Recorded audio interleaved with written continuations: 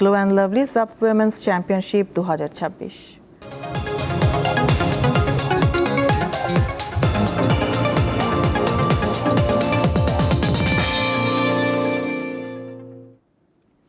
সাফ নারী চ্যাম্পিয়নশিপের সেমিফাইনালে কাল নেপালের মুখোমুখি হবে বাংলাদেশ।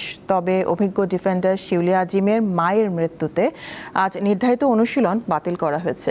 তবে শেষবারের মতো নিজেদের ঝালিয়ে নিয়েছে নেপালের মেয়েরা। কাল বিকাল 5টায় গোয়ার ফর্তোদা স্টেডিয়ামে প্রথম সেমিতে মুখোমুখি হবে দুই দল।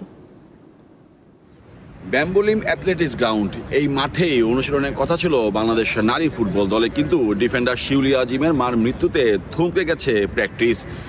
নেপালের বিপক্ষে সাফের ফাইনালে ওঠার মিশনের আগে এই শোক শক্তিতে রূপান্তর করাই হবে নারী দলের পেশাদারিত্বের প্রমাণ। বিপরীতে অনুশীলনে সঠিক সময় হাজির নেপাল নারী ফুটবল দল। 7 আসরে অংশ নেওয়া দলটির নামের পাশে 6বারই রানার্স আপের তকমা। বিশেষ করে শেষ 2 আসরে ঘরের মাঠে তারা হেরেছে বাংলার মেয়েদের কাছে। সাবিত্রীকে ছাড়া মাঠে নামতে হবে আমাদের। এখানে কিছুটা হলেও ঘাটতি থাকবে। আমরা এই গ্রুপের চ্যাম্পিয়ন, এখন এটাই আমাদের শক্তি। গ্লো এন্ড লাভলি এখন নতুন রূপে, নতুনের মতো glowing skin. Glow and lovely renew bright.